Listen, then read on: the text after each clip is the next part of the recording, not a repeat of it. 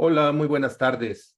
Mi nombre es Mauro González y me da mucho gusto darles la bienvenida a nuestra plática del día de hoy, titulada La importancia de las normas en la toma de decisiones, de las normas de información financiera. Me da mucho gusto contar con todos ustedes para hablar de este tema que tiene que ver con aspectos culturales, desde luego tiene que ver con aspectos técnicos, tiene que ver con aspectos científicos, como lo vamos a ir comentando. Entonces, les agradezco su presencia y los invito a que hagan sus comentarios a través de nuestro chat, a través de las redes sociales, quienes nos están contactando por las redes sociales, por favor, porque es muy importante para mí escuchar cuáles son sus opiniones, sus preguntas que tengan, y al final vamos a dar un espacio para poderlas contestar. Sean todos bienvenidos y pues vamos a iniciar. Les recuerdo, mi nombre es Mauro González González y nos da mucho gusto en GSGM Fintax tenerlos con ustedes. La importancia de las normas de información financiera, coloquialmente denominadas NIFs, en la toma de decisiones, es un tema muy importante porque tiene que ver con un aspecto, un aspecto cultural, como les decía hace un momento. No nada más es un aspecto técnico. Y en este sentido me gustaría empezar haciéndoles una pregunta para que ustedes la contesten ahí en su mente, la contesten ahí desde el lugar en el que están. Y la pregunta es la siguiente. ¿Viven ustedes una cultura de la salud? ¿Tienen ustedes como personas una cultura de la salud? Y seguramente pues ya están contestando, ya están pensando, ¿verdad? Y algunos me dicen no bien definida, muy sinceros, les agradezco, pero yo creo que la mayoría de todos nosotros contestaríamos, pues sí, vivo una cultura de la salud, a ninguno de nosotros nos gusta estar enfermos, creo que todos nosotros sabemos lo que representa la enfermedad, los peligros que tiene y que bueno, la vida es desde luego mejor con salud. Pero entonces, si tú, si yo vivimos una cultura de la salud, quiere decir que vamos periódicamente al doctor para mantenernos sanos. Sí, no vamos al doctor nada más cuando tenemos una enfermedad o nos duele algo. Digo, eventualmente, si tenemos un dolor, ¿verdad? Si nos contagiamos de una gripe o algo, tenemos que ir al doctor. Pero no vamos al doctor nada más cuando tenemos un padecimiento. Vamos al doctor periódicamente porque se trata de que nos mantenga en salud, no caer en la enfermedad. Igual, ¿no? Una cultura de la salud bucal, dental, pues vamos periódicamente al dentista y no nos esperamos hasta que nos despertemos en la noche con un dolor de muelas terrible. ¿Por qué? Porque tenemos una cultura de la salud. Y entonces así podríamos hablar de muchos aspectos culturales o no. Y la verdad es que sí, tal vez a muchos contestaríamos, oye, pues no, realmente voy al doctor cuando me enfermo nada más, cuando es necesario ir porque tengo una enfermedad, un dolor, un padecimiento. Pues entonces esa no es una cultura de la salud en estricto sentido, es una cultura de la enfermedad, que quiere decir que utilizo el doctor para que me cure una enfermedad y no para que me mantenga en salud. Bueno, ¿por qué empiezo por esta reflexión y esta pregunta? Desde luego, ni yo soy el experto, ni tampoco vamos a hablar de cuestiones de salud, pero entonces yo les preguntaría lo mismo en este sentido. Cuántos de nosotros a nivel personal, cuántos de nosotros como empresarios, como emprendedores, como ejecutivos de una organización, tenemos la cultura de tomar decisiones con información, con datos? Y vuelvo a hablar de la cultura porque esto se ha estudiado también a nivel diferentes países, diferentes economías, diferentes culturas, y hay diferentes grados en esta cultura de tomar decisiones con datos, con información. Desde luego, como seres humanos, tomamos decisiones de diferentes maneras y hoy lo sabemos ya por la ciencia, que básicamente los seres humanos no somos unas entidades, unos entes biológicos racionales, sino somos más emocionales. Nadie se vaya a sentir, por favor, pero con esto estoy diciendo algo que las neurociencias han dicho con sus avances a finales del siglo pasado, en donde los seres humanos esencialmente somos emocionales. Nosotros pretendemos, creemos ser racionales, pero lo que guía más nuestras decisiones es la emoción. Inclusive cuando damos temas financieros, matemáticas financieras, pues hacemos la típica pregunta para ver el tema del valor del dinero en el tiempo, y la pregunta es, ¿tú qué prefieres, recibir 10,000 pesos o 10,000 dólares hoy, o recibir 8,000 o recibir 12,000 en 2 años? ¿Prefieres recibir 10,000 dólares hoy o 12,000 en 2 años? Y entonces, aquí les comento algo que quiere decir, no podemos comparar flujos en diferentes momentos en el tiempo, ¿verdad? Porque eso es matemáticamente incorrecto. Tenemos que traerlos al mismo momento en el tiempo, lo que le llamamos técnicamente traerlos al mismo valor, a valor presente. Pero aquí siempre comento que independientemente de eso, todos tenemos un sesgo cognitivo los seres humanos, aunque seamos financieros, contadores, economistas, y decimos, no, mejor dame los 10,000 pesos o los 10,000 dólares hoy y no me espero dentro de 2 años aunque me estés dando más. Y ese es un sesgo cognitivo que todos tenemos independientemente de que apliquemos matemáticas financieras o no. Entonces, los seres humanos somos esencialmente emocionales. Pero lo importante de esto, lo interesante, no es tirarnos a llorar porque sabemos que tenemos un sesgo emocional muy importante, sino más bien hacerlo consciente.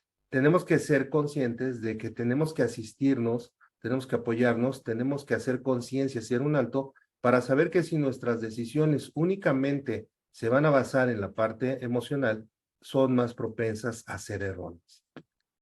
Por eso esta lámina que seguramente ustedes conocen en la era de los memes que estamos, pues dice, ¿cómo toma usted decisiones? Solamente que el problema de tomar decisiones y no está nada más en entender que todos en el mundo, todos los seres humanos tenemos un sesgo emocional para tomar decisiones personales, para tomar decisiones de negocios, para cualquier tipo de decisiones, sino que también tenemos una distorsión natural.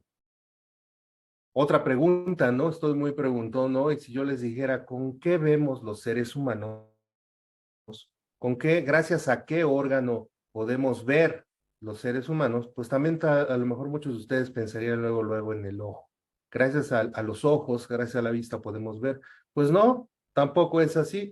Los seres humanos realmente vemos con el cerebro. ¿A qué me refiero con esto? A través de los ojos entran los fotones, que es la luz que con lo que percibimos eso que decimos estamos viendo, pero realmente lo que le da la interpretación es el cerebro. Entonces el cerebro da esa interpretación de los fotones que entran por nuestros ojos, y por eso es que los seres humanos tenemos una distorsión.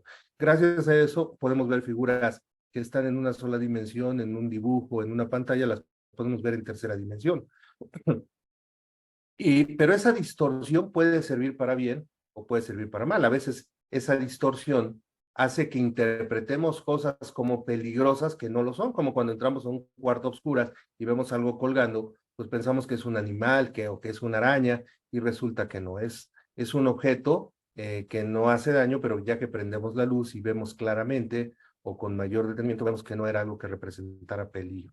Entonces también tenemos que entender que los seres humanos, y esto es algo que dice la ciencia, no yo, eh, es que de alguna manera somos bastante ciegos, porque no podemos conocer la realidad a través de nuestros sentidos. Si fuera por nuestros ojos, pues nosotros podemos ver colores limitados y no todos los haces de luz que hay, ¿no? Es decir, el ojo ve menos colores de los que existe, el oído puede escuchar menos frecuencias de las que pueden haber en el aire, y así podemos hablar de muchas cosas en las que sabemos realmente, no les estoy diciendo nada nuevo, que los seres humanos no tenemos una percepción, si me permiten decirlo, real de lo que está afuera, de lo que es el universo. Sin embargo, tampoco es para deprimirnos, ¿verdad? Tirarnos a la basura, porque a través de eso hemos evolucionado, hemos generado mucha ciencia que al aplicarla se transforma en tecnología, pero gracias a que hemos sido conscientes de esto, de que no podemos conocer la realidad y que tenemos sesgos en nuestra manera de percibir la realidad a través de nuestro cerebro, que no necesariamente son malas, o aquí no estoy hablando de que haya dolo,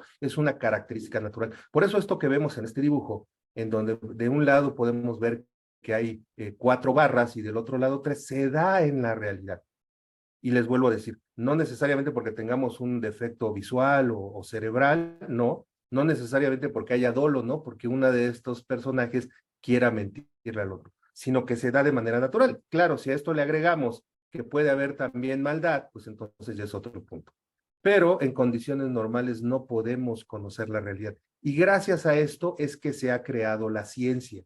La ciencia surge precisamente cuando los seres humanos nos damos cuenta que no podemos conocer la realidad con nuestros sentidos y necesitamos pues aplicar el método científico para poder validar las percepciones que tenemos y procurar que esas descripciones a fenómenos no tengan errores, no que sea la verdad lo que estamos viendo, lo que estamos oyendo, lo que estamos describiendo, sino que la descripción la podamos ver todos y carezca de errores. Eso es la ciencia. La ciencia parte de la premisa de lo que se va descubriendo no es la verdad, pero nos va aproximando a ella.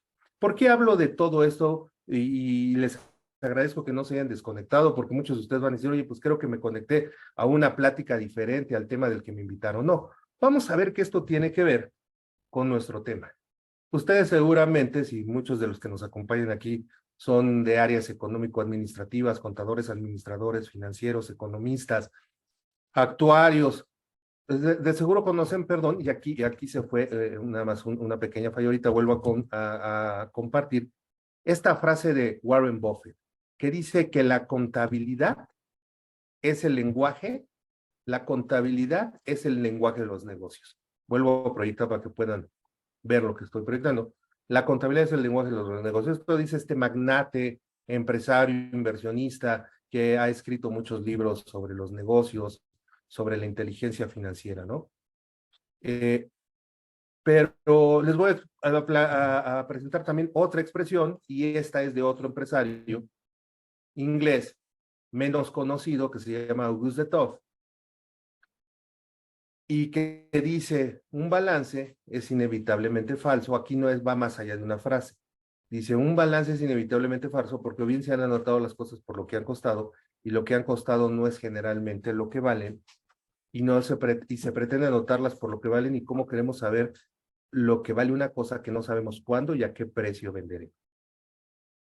Les prometo que yo no lo redacté, sí parece medio cantinfleado, ya lo sé, pero es, entrecomillado, una expresión que alguna vez dijo este empresario inglés, a diferencia de Warren Buffett, que dice que la contabilidad es el lenguaje de los negocios. Y fíjense, les pongo esto, y muchas veces en los cursos me gusta poner esta frase de Auguste de Toffe, en el sentido que nos reta a lo que muchas veces piensan los empresarios, los inversionistas, nuestros clientes, sobre la veracidad que puede tener la contabilidad y los estados financieros. Aquí Warren Buffett está hablando claramente de un balance, lo que conocemos coloquialmente un balance general, un estado de posición financiera.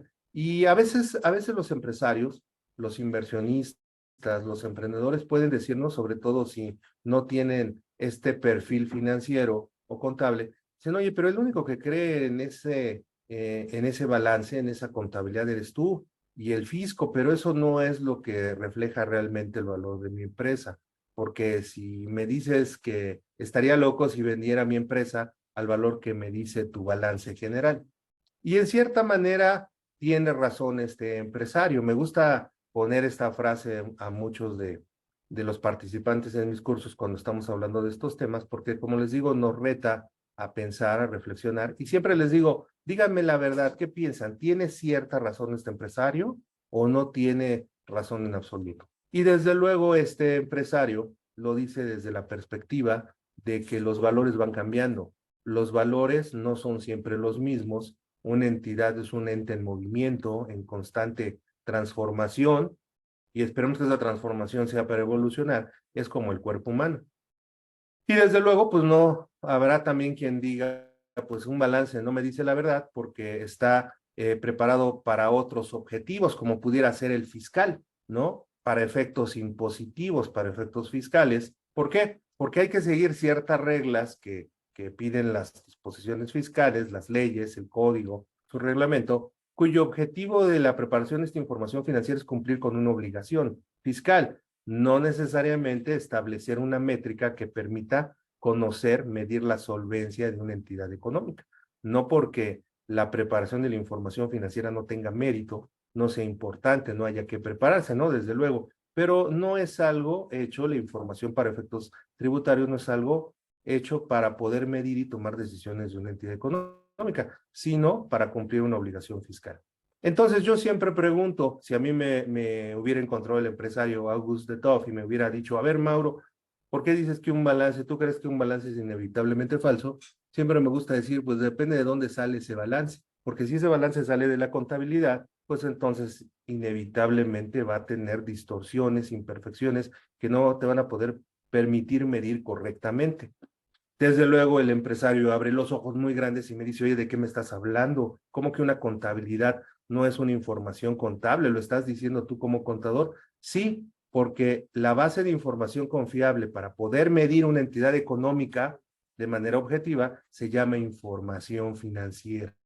No es la contabilidad y eso, bueno, todos ustedes colegas, pues saben que así es y así nos enseñan desde los primeros semestres en la carrera, ¿no? A lo mejor se juega mucho, se confunde el término contabilidad e información financiera, pero nosotros técnicamente sabemos que no es lo mismo. Y entonces a veces hay que proceder un poco más y decirle, sí, mira, contabilidad e información financiera no es lo mismo. Contabilidad, pues es una base de datos, es el registro que se hace, ya sabemos la definición de contabilidad, sistemáticamente, ahora con apoyo más de la computadora, de todas las operaciones que hace una entidad económica, que implica las transacciones, que son las operaciones que hace una entidad con otras, entre entidades, las transformaciones, que generalmente son transformaciones internas y que implican cambios que surgen en la entidad, pero no necesariamente por operaciones con otras entidades, y los eventos, los otros eventos que generalmente son externos. Eso es lo que se va registrando en esta base de datos, que sí en los primeros tiempos el hombre prehistórico los hacía en sus cuevas, en piedra y luego en metal y luego en papel, sabemos hoy en día que hoy se hace hasta en la nube, ¿no? Esa información, pero finalmente es registrar las operaciones que tiene una entidad. ¿Y esto de dónde parte? Creo que lo sabemos, pero es importante decirlo. Es algo tan básico, tan fundamental que a veces se nos olvida. Y me gusta usar aquí una frase empresarial que se usa mucho, que dice, no se puede controlar y mejorar lo que no se puede medir. Tú no puedes controlar lo que no puedes medir. Siempre que queremos controlar algo, tomar acciones y desde luego con miras a mejorarlo, tenemos que empezar a registrar. Tenemos que llevar una memoria, llevar una contabilidad. Si yo quiero controlar mi peso, si yo quiero controlar las calorías que como, pues tengo que llevar una contabilidad de lo que como, de las calorías, que quiere decir anotar todos los días cuántas calorías me como, todos los días anotar, subirme a la báscula y anotar mi peso, y a partir de eso tomar decisiones y implementar acciones y seguir llevando esa contabilidad, esa memoria, para que yo vea cuál es el avance o no que se está dando con la estrategia que estoy llevando a cabo. Por eso es que la contabilidad no es confiable, porque la contabilidad es la materia prima de la información financiera, es la memoria de todas esas transacciones y que por la manera en la que se genera trae ciertas limitaciones. Es decir, la contabilidad es una obra en proceso. No quiere decir que la contabilidad no sirva, no quiere decir que la contabilidad esté mal, quiere decir que es una obra en proceso en donde se van registrando de manera íntegra, veraz e importuna, todas estas transacciones, transformaciones y los otros eventos que son los efectos externos que impactan a la entidad económica, pero trae limitaciones como por ejemplo, pues que está reconocida a un valor histórico, ¿no? De cuando se dio la operación. Otra limitación es que yo no puedo tomar decisiones, interpretar qué está pasando solamente a partir de números acomodados como activos, pasivos y capital. Otra limitación puede ser que el criterio que utilizó la persona o el equipo que está preparando, que configuró el sistema de esta contabilidad. Ya lo decíamos, los seres humanos somos por naturaleza subjetivos y de ahí surge la ciencia. Otra limitación que puede tener la contabilidad es que esta contabilidad, los valores cambian, como decía Auguste de Toff. Entonces hay que estar siempre actualizando estos valores, ajustando los valores a la realidad presente que técnicamente decimos a la fecha de los estados financieros. Por eso la contabilidad por sí sola, que es la primera parte, que es la base de datos, no es de la que tomamos decisiones financieras, mediciones financieras, sino tenemos que convertirla a información financiera. ¿Y cómo la convertimos en información financiera? Estandarizándola. Aquí es a donde viene la aplicación de la ciencia. Una norma de información financiera en inglés se llama estándar, se dice estándar. Los International Financial Reporting Standard. ¿Y un estándar en qué sentido? En que todos en el mundo tenemos que unificar el criterio, que precisamente es el que dicta a nivel local las normas de información financiera mexicanas, emitidas por el CINIF, a nivel internacional, las normas de información financiera internacionales emitidas por el IASB. Por ejemplo, a nivel local, para Estados Unidos, tenemos lo que todavía le denominan ellos los US GAAP, pero esos estándares que en México está en convergencia con las normas internacionales es ponernos de acuerdo en el mundo, en la sociedad, cuáles van a ser los criterios que vamos a utilizar para darle valor a esas transacciones, transformaciones y otros eventos. Por eso hablamos, cuando hablamos de NIF, hablamos de los estándares o normas de evaluación. Tenemos que tener estándares también en donde nos guiamos todos de qué es la información financiera, es decir, qué se va a entender como entregable, como presentación de información financiera y cómo se va a presentar, porque el cómo presentemos información financiera puede distorsionar también, sesgar o tergiversar la visión que se tiene de esa entidad económica y tomar decisiones diferentes. Por eso los contadores decimos me cuadra, pero no me checa, porque no nada más la información útil consiste en que te cuadre el balance, en que evalúes correctamente, sino cómo presentas la información, se puede distorsionar también la interpretación y la decisión. Y por último, estándares que tienen que ver con la revelación.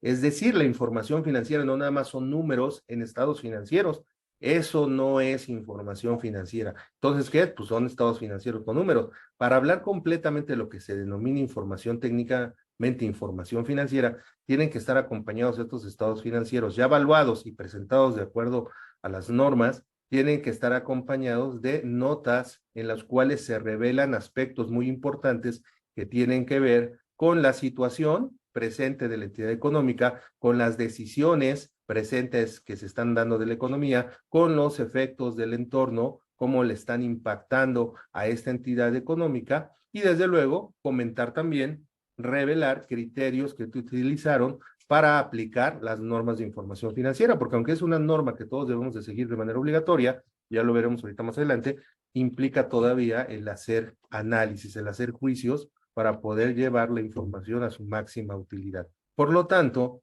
la contabilidad, déjenme decirlo así en bruto, que se genera ya de manera semiautomática en nuestros sistemas hoy avanzados, pues esa no es la base confiable para tomar decisiones financieras, para poder medir cómo vamos. Tenemos que convertirlo a información financiera y de ahí surge este estándar internacional que crea la sociedad en un mundo ya globalizado, en donde todos tenemos que, como si él fuera el mismo contador el que lleva, el que prepara la información financiera de todas las entidades en el mundo.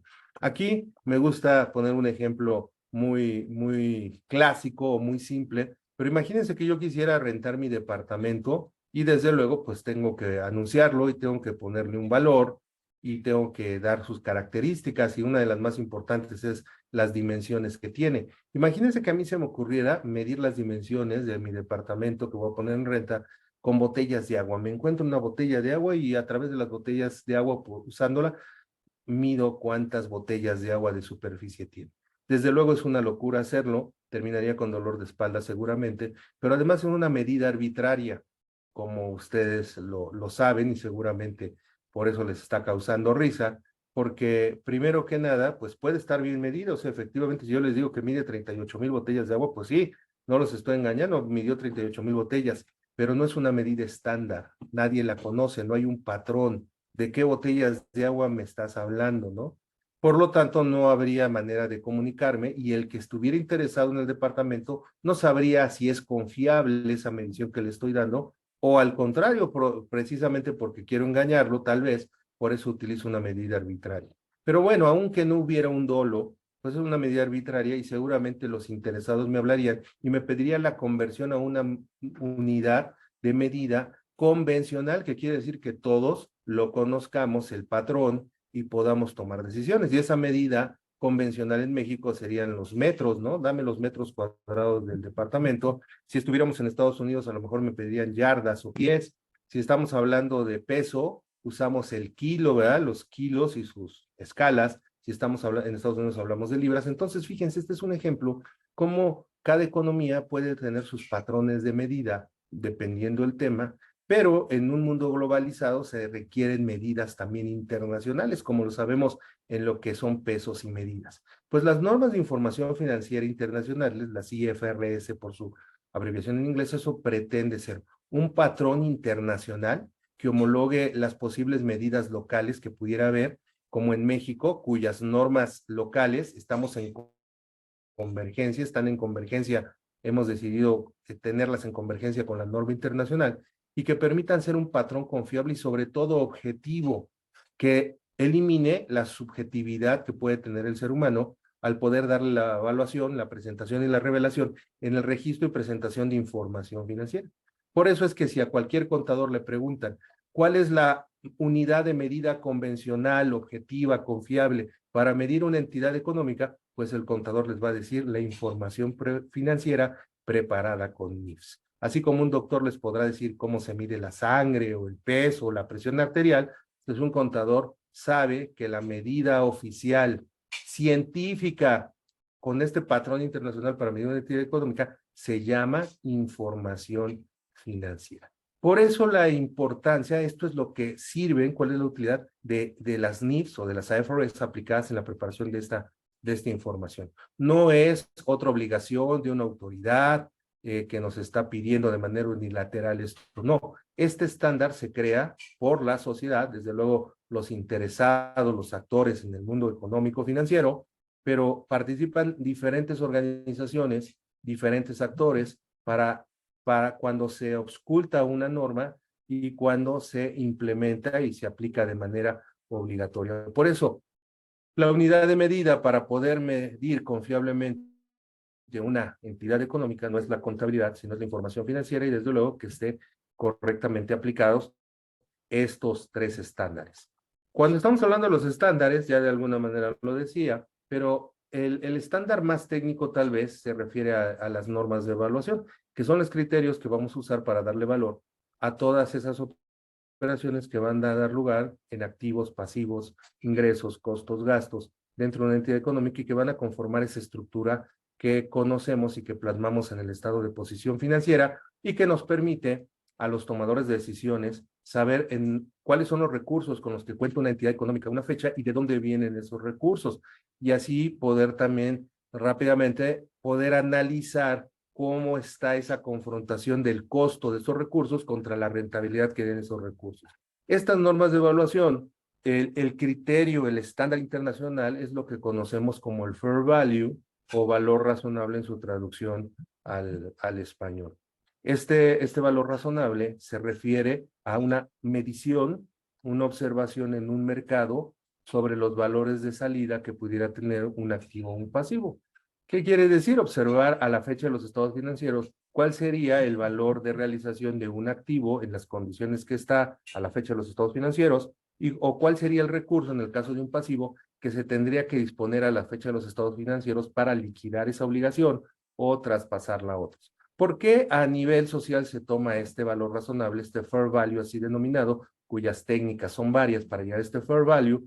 Pues es porque se considera que en un mercado la observación de salida puede ser la más objetiva si el mercado cumple con características de que es un mercado con amplias transacciones, hay activos o pasivos similares al que estamos evaluando, si los valores están a la vista para todos, pues entonces, ¿qué más objetivo? No es como si ahorita yo les quisiera comprar a ustedes su automóvil, el automóvil que tienen, les digo, me gustó, te lo quiero comprar, pues probablemente tú como no lo quieres vender, como tienes un cariño, un valor apreciativo, pues lo vas a poner un precio alto. Yo como pues quiero ganar de esa operación, pues voy a buscar un valor más bajo o viceversa, ¿no? Si es un auto que a ti te urge vender, pues entonces lo vas a poner a un valor más bajo. Entonces puede haber distorsiones de muchos tipos, no nada más en este caso. ¿Cuál es el primer valor objetivo al que buscamos, al que volteamos todos? El mercado. ¿Cuánto es el valor de mercado de este auto, de esta marca, de esta clase, de este modelo en el mercado? Y a partir de ahí se negocia, pero ese es el valor estándar que utilizamos. Este valor razonable no nada más es una observación de mercado, muchas veces tiene que ser una estimación, porque si no hay mercados confiables en donde podamos cotizar el valor de este activo pasivo, entonces se tiene que utilizar la ciencia para estimar este valor. ¿Se acuerdan que les dije que íbamos a hablar de ciencia? Los contadores usamos la ciencia. ¿Por qué? Porque para determinar el valor de un activo, de un pasivo, cuando no hay un mercado observable, usamos las matemáticas, ¿sí? Cuando les dije que usábamos las la ciencia, pues son las matemáticas. A través de las matemáticas, la sociedad humana ha logrado descubrir cosas como cuántas galaxias puede haber, la distancia de la Tierra al Sol, que existen partículas en la materia como los átomos, los neutrones, protones, etcétera, etcétera, no porque los hayamos visto pasar, ¿verdad? Sino porque a través precisamente de modelos matemáticos se descubre su presencia y después, en algunos casos, se puede verificar con otros experimentos o físicamente, y eso es lo que usamos en materia financiera. Usamos las matemáticas financieras para hacer estimaciones de los valores de los activos y pasivos, estimaciones que sean confiables para tomar decisiones. Las normas de presentación, pues se refiere primero que nada a qué entendemos por información financiera, los 4 estados financieros básicos con sus notas, pero también dentro de cada una de las estructuras de los estados financieros, cómo se van a clasificar los diferentes rubros a corto o largo plazo, si son corrientes o no corrientes cuando el ciclo operativo de una entidad es mayor a 12 meses, qué se clasifica como pasivo y qué capital, cuáles son las reglas para diferenciar muy bien si es una deuda que viene un recurso de fuera o de los propios accionistas, y desde luego cuál es la estructura como tal de los estados financieros y las notas a los estados financieros, que es muy importante. De todo esto, pues como verán, como seguramente ya estarán pensando ahí, es, oye, pero entonces podemos hablar que hay diferentes contabilidades, que tenemos diferentes contabilidades, y por favor a este nombre a lo mejor puede sonar muy agresivo, porque decimos diferentes contabilidades, parece que estamos hablando de la buena, la mala y la fea, la verdadera y la falsa. No, en ningún sentido estamos hablando de eso. Estamos hablando de preparación de información para diferentes fines y objetivos. Tal vez pudiéramos decir que la base de datos es la misma, la base de datos madre de donde se registran las operaciones y de donde se hacen preparaciones de diferentes platillos o de diferentes salidas de información, si me permiten usar la analogía con platillos, ¿no? Platillos de comida. Porque tenemos desde luego la información que preparamos para efectos financieros, que como ya lo he mencionado, pues es un estándar donde se aplican aspectos científicos, técnicas, matemáticas, observaciones, para poder tener una información que sea lo más objetiva y que me muestre cuál es la situación financiera económica de una entidad a la fecha de los estados financieros. A mí me gusta decir, es como un análisis clínico, un análisis médico, en donde lo que importa cuando voy a hacer un análisis de sangre es que los resultados me digan la verdad, no que me digan lo que quiero oír o que me alarmen, que me digan la verdad. Imagínense que recojo mis análisis médicos y de repente me dicen, oiga, hay promoción por 50 pesos más, bajamos los triglicéridos y las grasas de su examen. Entonces, en ese momento me echo a correr, porque claro, obviamente sabemos que lo que quiero saber en este tipo de información, pues es la verdad. ¿Cómo estoy? ¿Por qué? Porque la información no es el fin, es el medio para que ejecute el fin, que es tomar decisiones. Esa es la información financiera y va orientada a inversionistas y acreedores. Pero hay muchas otras salidas de información que requiere una entidad económica para efectos de su administración o para efectos de cumplir con disposiciones como la fiscal. Aquí simplemente pongo las 3 más conocidas. La información administrativa, también llamada en el inglés la contabilidad administrativa, se refiere a la información, esa misma información que surge de la contabilidad, pero que está preparada para efectos de medir el desempeño organizacional, como lo requieren las diferentes áreas para saber si están cumpliendo bien con su desempeño, si están generando valor a los clientes, si están llevando a cabo los procesos de manera slim, ¿verdad? Si mantienen una estructura adecuada, si hay buen clima organizacional y otra serie de datos, de información que no vienen necesariamente directamente de la información financiera, y lo cual implica pues a tener que generar y llevar a cabo esta información también con sistemas administrativos por la entidad. Entonces, no todo es la información financiera. Y desde luego, ¿cómo podríamos dejar fuera pues la famosa información fiscal?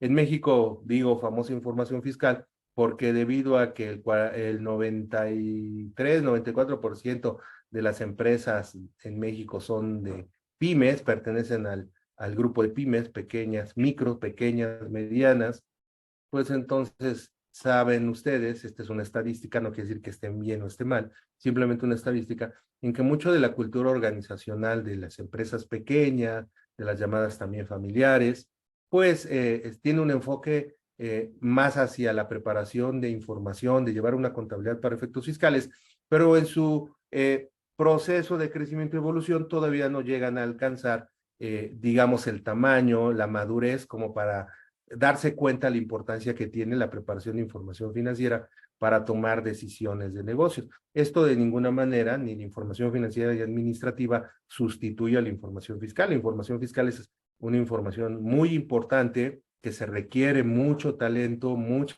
preparación para prepararse en cumplimiento a lo que establecen las disposiciones fiscales, ¿verdad? Pero no sirve para hacer mediciones de la rentabilidad, de la solvencia que tiene una entidad económica. ¿Por qué? No, esto no la hace más o menos importante, simplemente que tiene otro objetivo. Por eso es que ese es el reto en la estructura, en la arquitectura de los sistemas de información de una entidad económica, poder tener sistemas, redes de información que permitan pues tener estas salidas de información.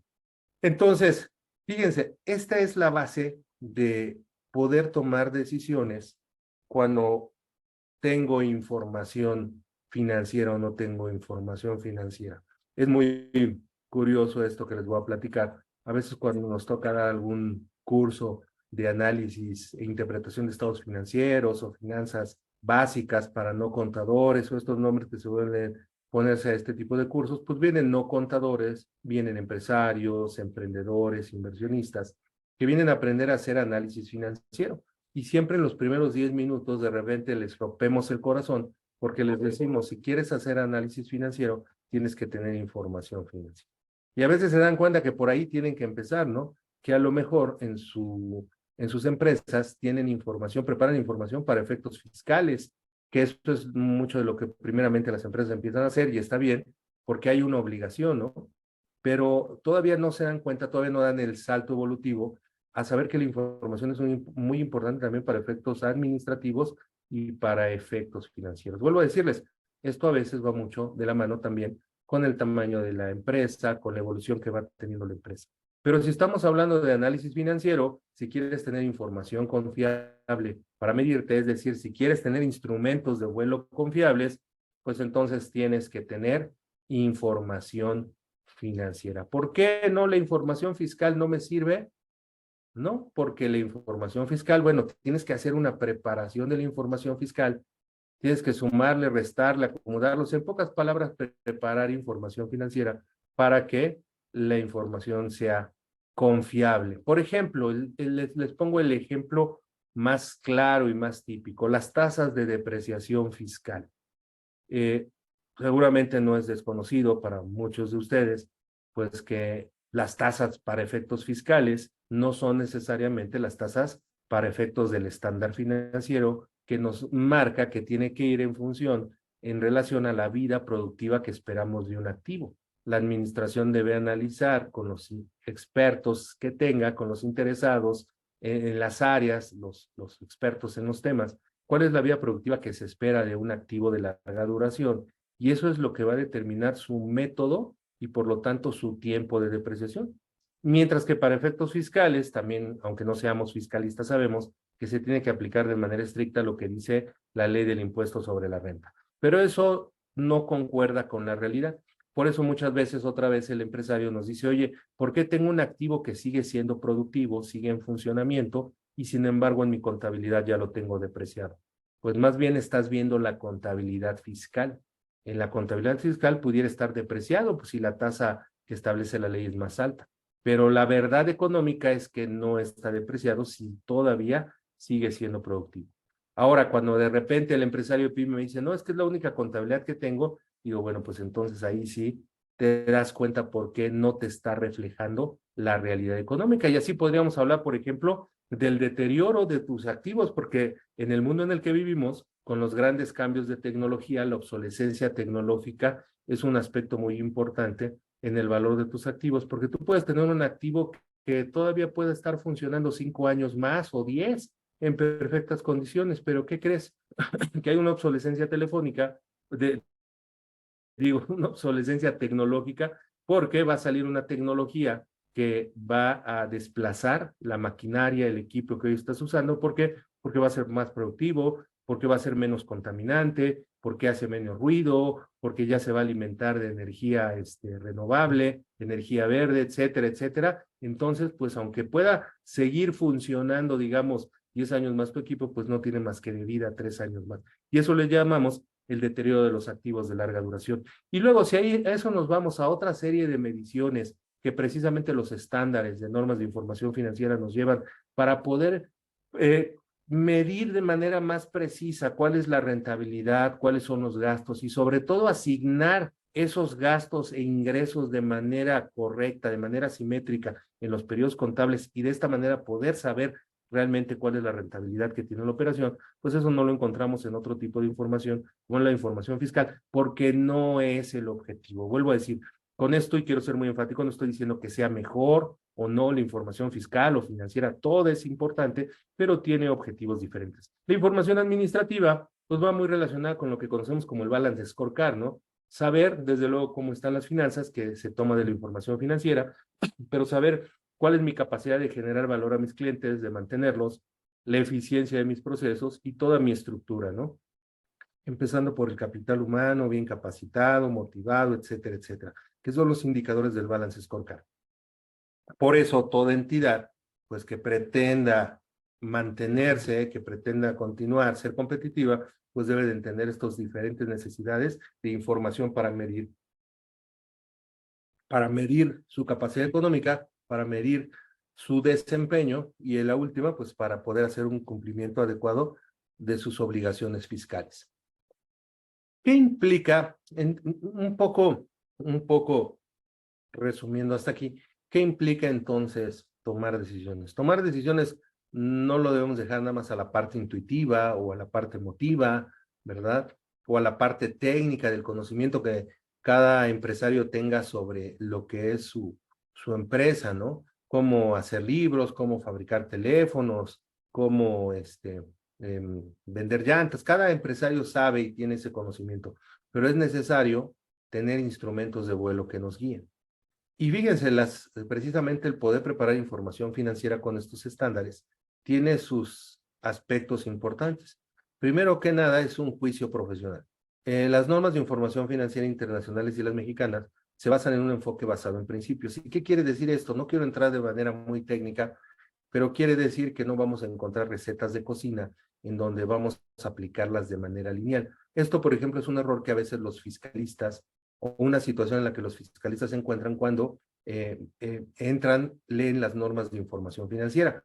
Las leyes, por ejemplo, tienen una aplicación estricta y si te dicen que aplicas una tasa de depreciación es esa y punto. Si necesitas cumplir con una serie de lineamientos para declarar una cuenta incobrable, tienes que seguirlos al pie de la letra. Aquí no, aquí tienes que usar mucho el juicio profesional, que quiere decir entender, conocer lo que dice la norma internacional o mexicana, pero también entender la entidad, cuál es su propuesta de valor, cuál es su modelo de negocios, cuál es el mercado al que atiende, cuál es la tecnología que usa, cómo lo que está pasando hoy en el mundo impacta a esta entidad.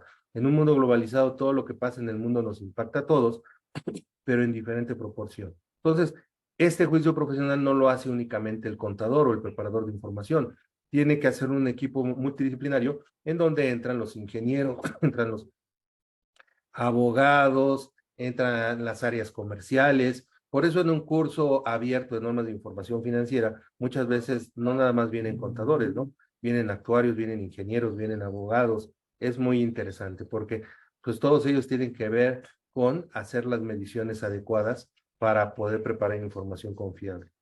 El objetivo de la información financiera no es convencer a nadie de nada, es que sea útil para tomar decisiones. Yo siempre uso el ejemplo de los análisis clínicos, de los instrumentos de vuelo, me encanta ese ejemplo, ¿no? Los indicadores de su automóvil, no necesariamente necesita ser un avión, no deben de convencerlos de nada ni deben de favorecer a nadie, el criterio de nadie.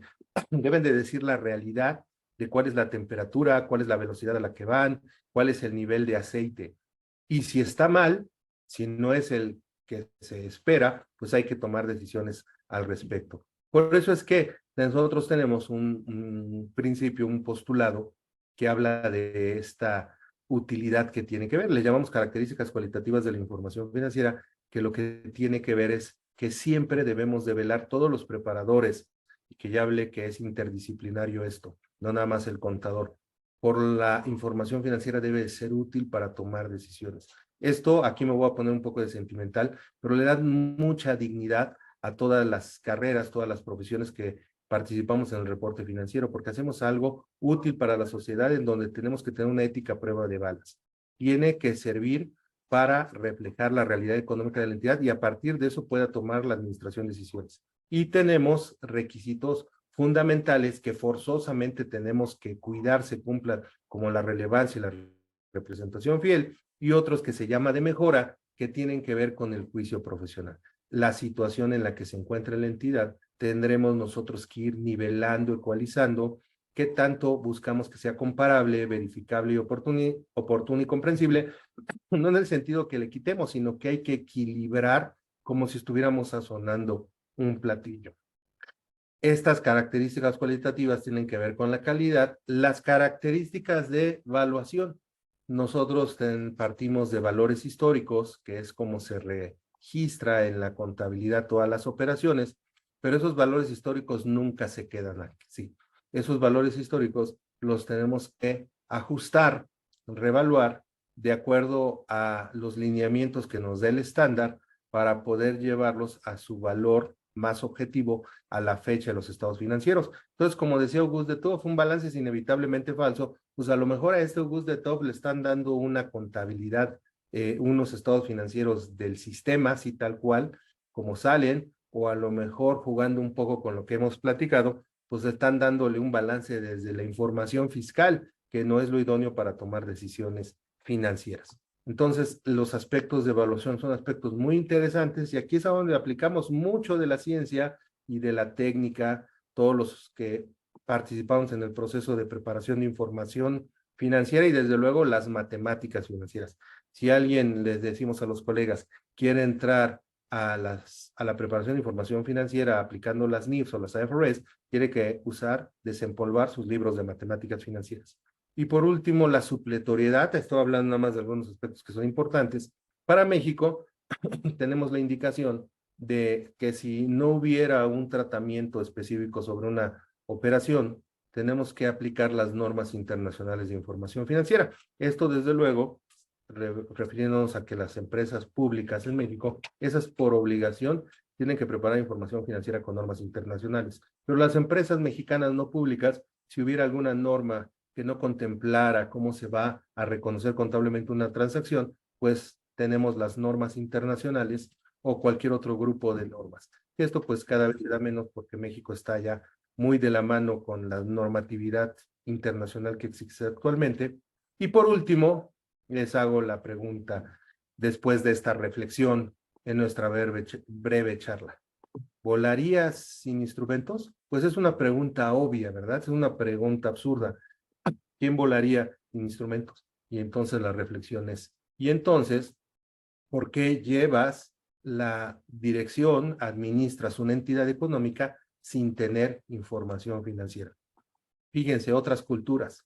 Me gusta referir este libro que habla, se llama el gerente multidimensional, ¿no? Y este libro habla precisamente de indicadores que se tienen que tomar en cuenta para asegurar de alguna manera el adecuado desempeño de una entidad económica. Vean cómo en otras culturas estamos hablando de todos estos indicadores de vuelo. Aquí están los financieros, los típicos indicadores financieros que vemos, que traemos de la información financiera y de aquí sus derivadas, pero vean los derivados, o sea, los indicadores que se derivan de todo esto, pero vean en otra cultura, como es en la cultura del país más grande, de la economía más grande del mundo, perdón, que es Estados Unidos.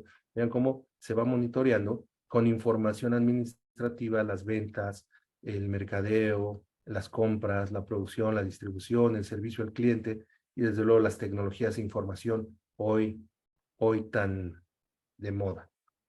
Pues hasta aquí mi participación. Dejo estos minutos para preguntas y respuestas. Termino simplemente con esta reflexión. la parábola de los tres sabios ciegos. Los tres sabios ciegos dicen que eran muy sabios, pero al ser ciegos llegaron a tratar de describir lo que era un elefante, y uno tocaba la trompa y describía el elefante como la trompa, otro tocaba la cola, otro tocaba la barriga del elefante, otro tocaba la oreja, y pues cada quien describía su realidad, ¿no? Y cuando no se dan cuenta que lo que estaban describiendo nada más era una partecita del elefante. Cuando se trata del reporte financiero, cuando se trata de estos diferentes sistemas de información o contabilidades, y sobre todo se nota esto mucho cuando se trata de implementar un sistema de información, a veces caemos en este error de los sabios ciegos, ¿no? Cada quien ve la entidad desde su perspectiva, y para el fiscalista pues nada más existe la información fiscal, y para el financiero solamente existe la información con IMSS, y para los de sistemas, por otra parte, las estructuras, las tecnologías de información. Cuando se trata de implementar y de ejecutar una arquitectura de información que dé servicio a las diferentes necesidades y que permita tener instrumentos de vuelo bien calibrados, tenemos que romper este paradigma y colaborar entendiendo que cada especialidad tiene diferentes visiones. Entonces, les dejo la reflexión de estos sabios ciegos. Les agradezco mucho su atención. Voy a leer algunas preguntas que aquí tengan, y las que el equipo aquí, que amablemente está llevándonos con nosotros, leo sus preguntas con sus comentarios. Aquí tienen el chat. Muy bien, buenas tardes, gracias. Gracias por la invitación, muy bien, donde me hablan bien definida. Si hay alguna pregunta, algún comentario que ustedes deseen hacer, les recordamos que en MEFINTAX precisamente buscamos siempre darle este enfoque a nuestra capacitación, como en esta última parábola, entendiendo que el interés por la información, por la toma de decisiones, por la correcta y oportuna toma de decisiones, implica no nada más una visión, sino una visión holística, una visión sistémica también. Y siempre buscamos que en nuestros cursos, el diseño didáctico de nuestros cursos, abarque todo esto, ¿no? No nada más tener una visión. Bien, muy bien, de acuerdo, sí, sobre la presentación, con todo gusto. Nuestra anfitriona, Jael, se las manda. ¿Alguna pregunta? ¿Algún comentario? Muchas gracias por sus comentarios. Muy bien, muchas gracias, Ana María Morales. Pues bueno, ahí están nuestras redes: www.gsgmefintax.com.mx, el de la consultora, que es GSG, y nuestra capacitadora. Nos dará mucho gusto contar con su participación en nuestros cursos, en nuestros diplomados, y nutrirnos de la experiencia, del conocimiento que ustedes nos dan siempre al estar también en nuestros cursos, y que nos permite reciclar. ¿De acuerdo? Pues muchísimas gracias, Jael, muchísimas gracias, Armando, por la participación de todos. Me gusta mucho respetar el tiempo de todos nuestros participantes. Mi correo es mgonzalez, las dos con Z, @gsgconsultores.com.mx, para que cualquier comentario, pregunta que ustedes tengan, con todo gusto estoy a sus órdenes para poderles contestar. O, como se dice también, extender su duda, ¿verdad? Ahí está. Está en el chat, mgonzalez@gsgconsultores.com.mx. Me faltó el .com.mx. Les agradezco mucho su atención. Que tengan muy buena tarde.